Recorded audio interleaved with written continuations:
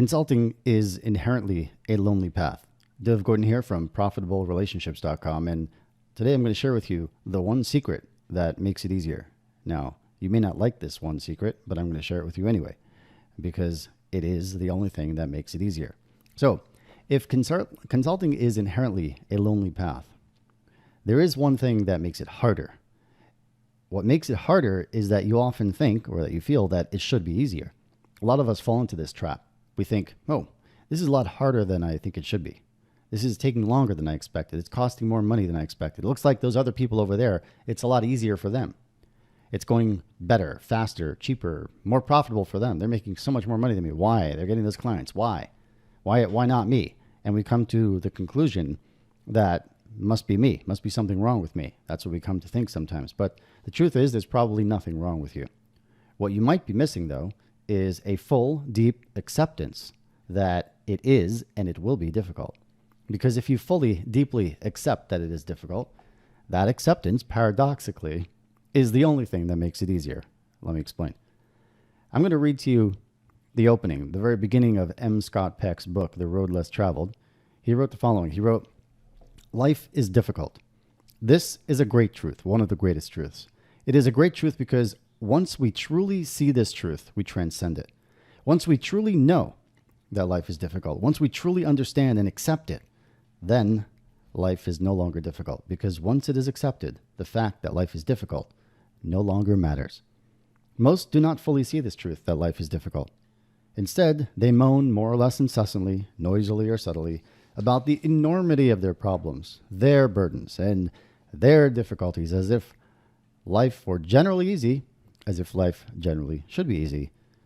They voice their belief, noisily or subtly, that their difficulties represent a unique kind of affliction that should not be, and that has somehow been especially visited upon them, or else upon their families, their tribe, their class, their nation, their race, or even their species, and not upon others. I know about this moaning because I have done my share." End quote. Now, how do we understand this paradox? That life is difficult, but when you deeply accept that life is difficult, it becomes easier. How do you understand that? I was thinking about this, and here's how I think about it. If you got up this morning expecting that you're about to go for a simple stroll in the woods, and then when you get there, you realize that you're actually going to be doing mountain climbing in the freezing rain, it's going to be really, really difficult. But if you expect that you're going to be mountain climbing in freezing rain, you'll be prepared accordingly.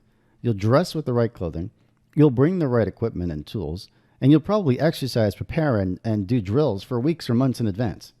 So when you get there, it still won't be easy, but it'll be a lot easier than if you show up expecting it's just going to be a simple stroll through the woods. And it's the same thing with your business. If you think that it should be easy, you're not going to give yourself every advantage. You're not. You'll be lazy sometimes. You'll be cheap sometimes. You'll be slow sometimes. You'll put things off because it shouldn't be so hard. Other people, it's not hard for them. Shouldn't be so hard for me either, we think, in our distorted, self-deceptive way. But if we go back to Peck, who said life is difficult, this is a great truth, one of the greatest truths. It is a great truth because once we truly see this truth, we transcend it. My understanding, how do we transcend it? We transcend it because if we just become a higher version of ourselves, the kind of version of ourselves who actually is able to transcend it, who is built for it. We become the one who can handle it. We prepare accordingly. We put ourselves in the situations to be, that make us ready for it. When you know that you're going to be climbing in the freezing rain, you prepare for it so it becomes easier. When you know that building a thriving business, claiming for yourself the freedom that can give you, which is difficult, that's going to be difficult. When you know that, and yet it's important to you that you thrive, it's important to you that you attain that freedom for yourself, you give yourself every advantage. One thing you absolutely need to do is you've got to get off the path by yourself. It's a lonely path. You can't do it by yourself. You've got to be where you can ask other people some of your very tough questions. Share your frustrations so you can hear how others have dealt with it. Get ideas from other people who are walking the same path.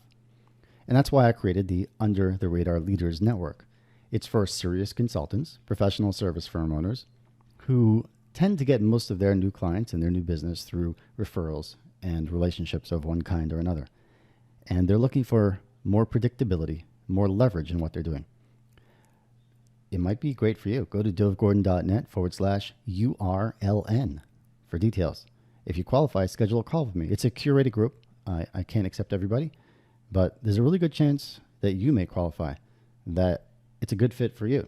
So go have a look, dovgordon.net/URLN. And if you have any questions, you're not sure, just email me, message me, let me know. We'll get on a call and talk, because we got to talk anyway before I can accept you. But we are looking for some more good people, always looking for some more good people. And so far we got some really good ones. Looking forward to meeting you.